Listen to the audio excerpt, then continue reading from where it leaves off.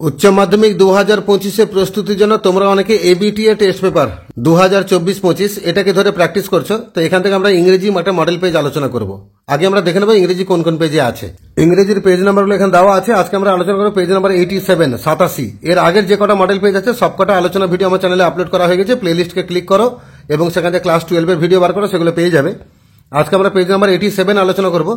আমরা আলোচনা করব মেনলি 1 এর দাগ, 2 এর দাগ আর 4 এর দাগ। 1 এর দাগে থাকবে এমসিকিউ, 2 এর দাগে থাকবে এসএকিউ আর 4 এর দাগ হচ্ছে গ্রামার। এই তিনটা পোরশন মিলিয়ে মোট 30 মার্ক।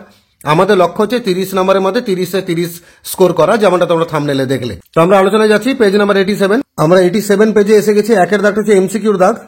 1 এর দাগে the girl could not bear to sit in a train for more than 2 or 3 hours. মানে আইস হ্যাবিট গল্পে মেয়েটা ট্রেনে কতক্ষণে বেশি বসতে পারে না, 2-3 ঘন্টা বেশি বসতে পারে না। আর 2 এর দাগে Kalam remembers his father starting his day at 4 AM। Kalam মনে করতে পারছেন যে তার বাবা দিন শুরু করতেন ঘুম থেকে উঠে। টাইমটা হচ্ছে ভোরবেলা 4টের সময়, 4 AM, অপশন নাম্বার এ। 3 এর দাগে the boy lost his balance and fail on. ছেলেটা তার ব্যালেন্স হারিয়ে ফেলেছিল এবং পড়ে গেছিল। কোথায়? না on the sidewalk, option number B, on the sidewalk. আর 4 এর দাগে the women picked up the boy by. ওই মহিলাটা ছেলেটাকে তুলেছিলেন কি ধরে? উত্তর হচ্ছে হিজ শার্ট ফ্রন্ট, তার জামার সামনের দিকটা ধরে। আর কবিতা থেকে 4খানা এমসিকিউ। 1 এর দাগে asleep in the valley is, মানে অ্যাসলিপ ইন দ্য ভ্যালি এই কবিতাটা কেমন কবিতা? উত্তর হচ্ছে অ্যান অ্যান্টি ওয়ার লিরিক, একটা যুদ্ধ বিরোধী লিরিক। আর 2 এর দাগে the poet compared his young friend to A. কবিতার যুবক বন্ধুকে তুলনা করেছেন কার সাথে? উত্তর হচ্ছে সামার ডে, গরমের দিনের সাথে। 3 এর দাগে the tone of on killing a tree is. এই অন কিলিং এ ট্রি কবিতাটা সুর কি রকম? সুর হচ্ছে ব্যঙ্গাত্মক, স্যাটায়ারিক, অপশন নাম্বার সি। 4 এর দাগে দ্য গ্রাসহপার সিংস ইন দ্য। ঘাসফড়িং গান করে কোথায়? উত্তর হচ্ছে নিউ মন মিড, নতুন বানানো তৃণভূমিগুলোতে। এবারে নাটক থেকে এমসিকিউ। 5 এর 1 both Lomov and Chubukov are. Lomov এবং চুবুকভ দুজনে কি রকম? না দুজনে ল্যান্ড ওনার, জমির মালিক। আর 2 এর 1 Natalia appears before Lomov in. Natalia লোমবের সামনে এসেছিল কি পরে? না অ্যাপ্রন আর নেগলিজি টেক্সটে বলা ছিল, এখানে অ্যাপ্রন অপশন আছে, অপশন বা ডি। 3 এর 1 according to Lomov oxygen meters are worth 300 roubles. লোমবের মতে অক্সিজেন মিটারের দামটা কত? না 300 রুবেল, অপশন নাম্বার এ। আর 4 এর 1 Natalia is 25 years old. Natalia বয়স হচ্ছে 25 বছর। আমরা এবার এসএকিউতে যাব। 1 এর 1 what did Mrs Jones and Roger have for supper. Mrs Jones আর রজার দুজন সাপারের জন্য মানে রাতের খাবারের জন্য কি কি খাবার খেয়েছিলেন? তার উত্তর হচ্ছে they had ham, lima beans, cocoa and cake for supper. মানে ওনারা রাতের খাবারের জন্য খেয়েছিলেন হ্যাম মানে শুকরের মাংস, লিমা বিনস, কোকা এবং কেক। এই খাবারগুলো তারা খেয়েছিলেন সাপারের জন্য।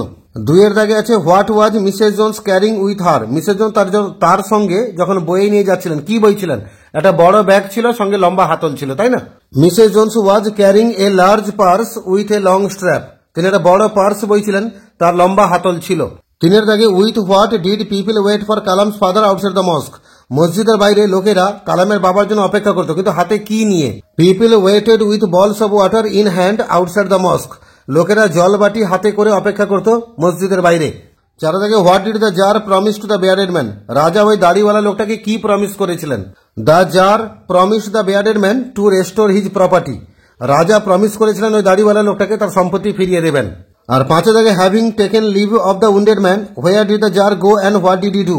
ওই আহত লোকটার কাছে বিদায় নিয়ে রাজা কোথায় গেলেন এবং কি করলেন? The tsar went out into the park, found the hermit and asked him the questions for the last time.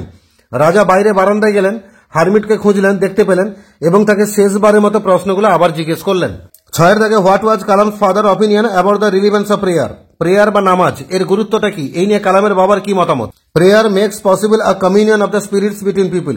Prayer কি করে মানুষের মনের মধ্যে একটা মিলন ঘটিয়ে দেয়।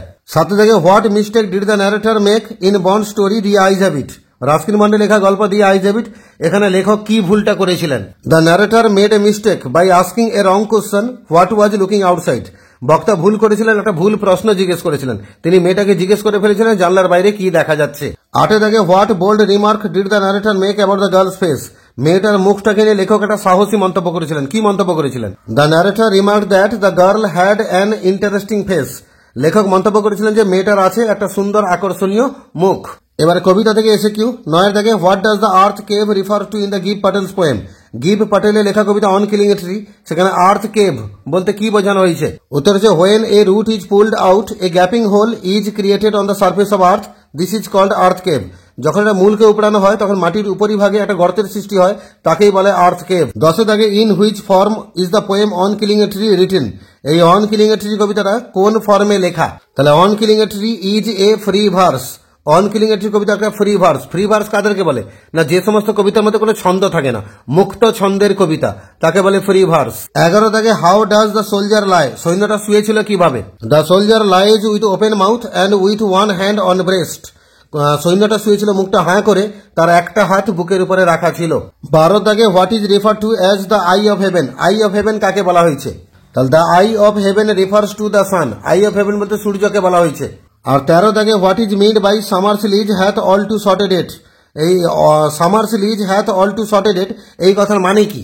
ইট means that the summer season is very short, এই কথা অর্থ হচ্ছে গ্রীষ্মকালে যে ঋতুটা সেটা খুব সংক্ষিপ্ত বা ছোট। 14 দাগে who breaks the silence of winter, শীতের নীরবতাকে ভাঙে কে?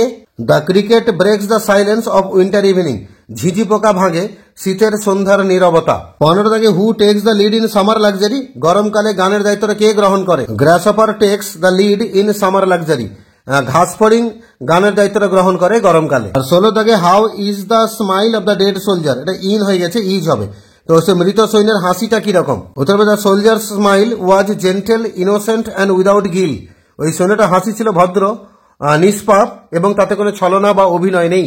এবার আমরা 4 দাগে গ্রামারে যাব। প্রথম প্রশ্ন, I wanted a pair of blue suede shoes, এটাকে ভয়েস চেঞ্জ করতে বলেছে। উত্তর হবে a pair of blue suede shoes was wanted by me, shoes এর পরে কিন্তু ওয়াজ বসলো, কেন? এ পেয়ার আছে, মানে কালেকটিভ নাউন আছে, তাহলে a pair of blue suede shoes was wanted by me. 2 দাগে it takes much time to kill a tree, negative করতে বলেছে। উত্তর হবে it does not take little time to kill a tree. 3 দাগে what is it like outside, I asked, narration change করতে বলেছে, I asked what it was like outside.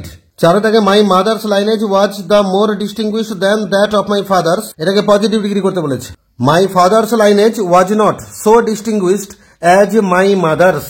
5 দাগে when at last blood ceased flowing the man revived and asked for something to drink, এটা split করতে বলেছে, মানে দুটো sentence বানাতে হবে, দুটোকে সিম্পল হতে হবে।